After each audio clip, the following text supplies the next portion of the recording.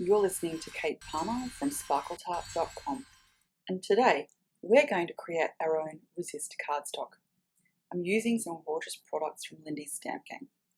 Now first, we're just going to have a look at what makes up a piece of resist cardstock.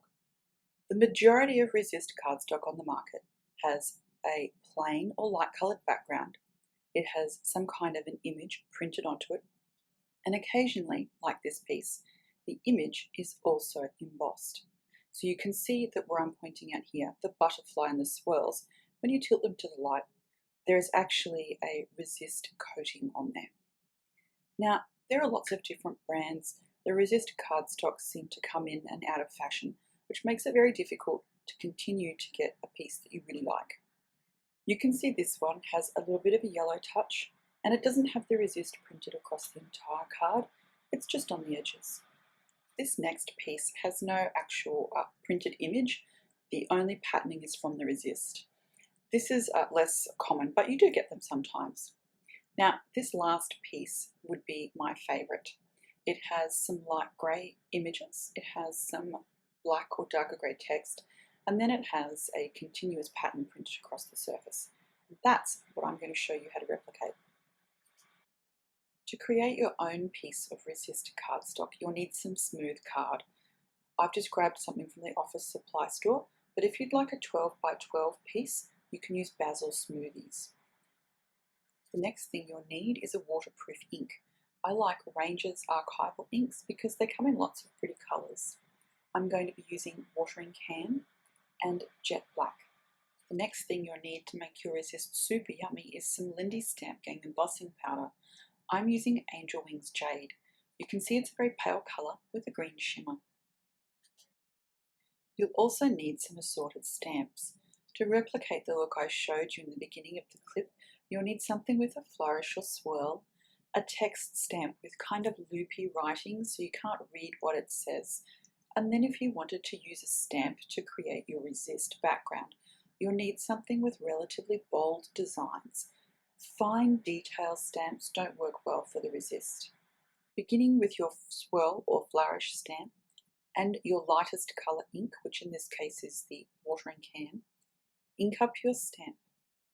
You'll then want to stamp off onto a piece of scrap paper to lighten the image even further. This will make sure that your background doesn't overwhelm whatever you end up using your card for. Now, you don't have to stamp on scrap paper. You could always stamp in a journal or on another piece of cardstock. Either way, when you apply the image, it will be a paler version of what you would otherwise have stamped. As you can see, it's got a bit of variation. This is what you want on a background. You do not want something that's going to overpower your finished card. Continue applying ink to the stamp, stamping off, and applying the image to your background paper until you have it covered to your satisfaction. Don't cover the whole thing because remember, it is a background.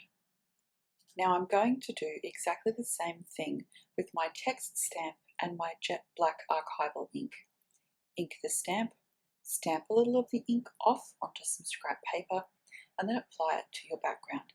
Again, you don't really want this background imagery taking over. It's just there to add a little interest.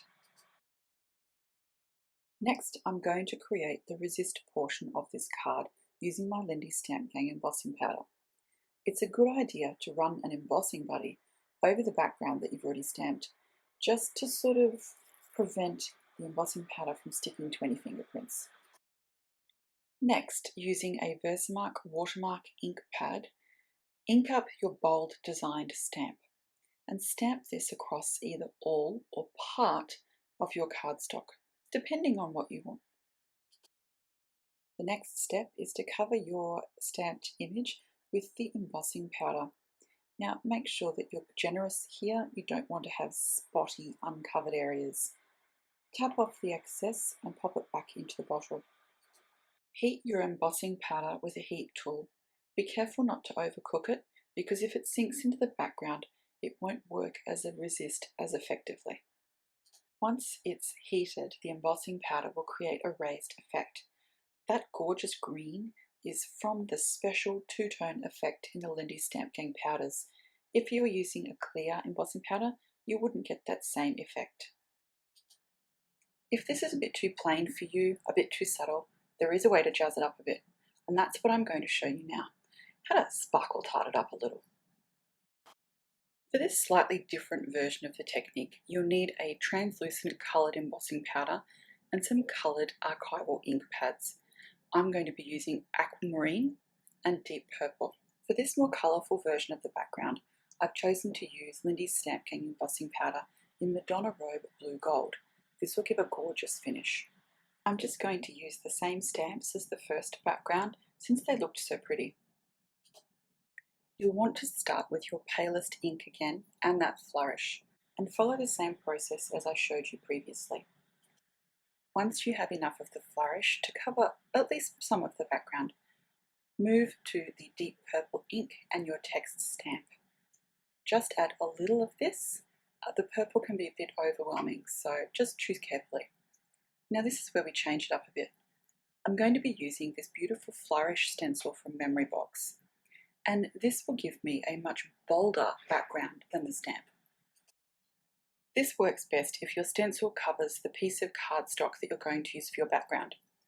If you're using a scrapbook page, you'll need to do sort of partial images, so try not to do anything with straight lines. Pick something a bit more abstract. Squish that Versamark pad right through the stencil, and then generously cover with the embossing powder. I'm using the Lindy Stamp Gang Madonna Robe Blue Gold, and you'll see why in a minute. Heat with an embossing gun to set the powder, and you're done. Well, almost anyway. This is why I've used the Lindy Stamp Gang Madonna Robe Blue. You get this gorgeous blue colour. It's semi-translucent so you can still see the pattern behind it. And when you tilt it, that stunning two-tone effect that Lindy Stamp Gang is so well known for. I love the fact that this has a little bit of a gold shimmer on that blue. Technically, my resist background is finished at this point, but I couldn't leave it without showing you why this is so stunning. I'm going to be using Teapot Purple and blue Hawaiian blue from Lindy Stamp Gang in the Starburst sprays. Spray the Starbursts directly over your resist background. This is going to look absolutely stunning. It also helps to know what colours you're going to use at the start, so you can either coordinate your embossing powder or contrast it. All I'm doing is adding the purple to the bottom, the blue to the top, kind of in a diagonal pattern, and then I'm tapping off the excess. So check your background. If there are any patches where the colour hasn't taken evenly, like this spot here, just spray it again and then tap off any excess liquid. You're aiming for a beautiful even finish to your background. It'll make your project look that much nicer. And this finished background is why I just can't resist, pun intended, Lindy Stamp Gang and Resist card.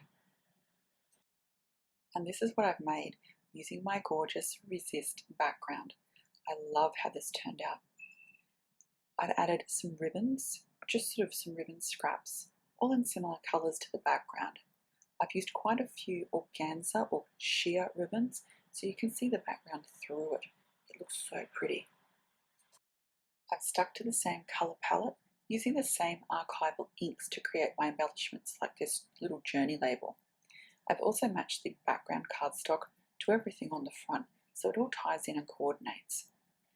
The blue embossing powder looks stunning against all of these embellishments, especially when you tilt it to the light. I've coloured the embellishments with a combination of Teapot Purple Starburst Spray and Pop Rocks Purple Colour Shot. The little bird I've done with the Pop Rocks Purple Embossing Powder, which is brand new. Isn't it gorgeous? I've also dipped the little wooden heart embellishments into the Pop Rock Purple to colour them, so that everything matches. I've wrapped the stem from one of the roses around the bird charm to look like a bit of a branch, just a bit of added extra. The little hearts aren't hugely coloured, they've just got a bit of something. The colour I've used to colour those little blue flowers is Tilt-A-Wheel Teal, and it's one of the brand new embossing powders from Lindy's Stamp Gang under the Boardwalk set. Now anything else on here that's coloured, I've used those same colours, so Teapot Purple, Blue Hawaiian Blue, or Pop Rocks Purple.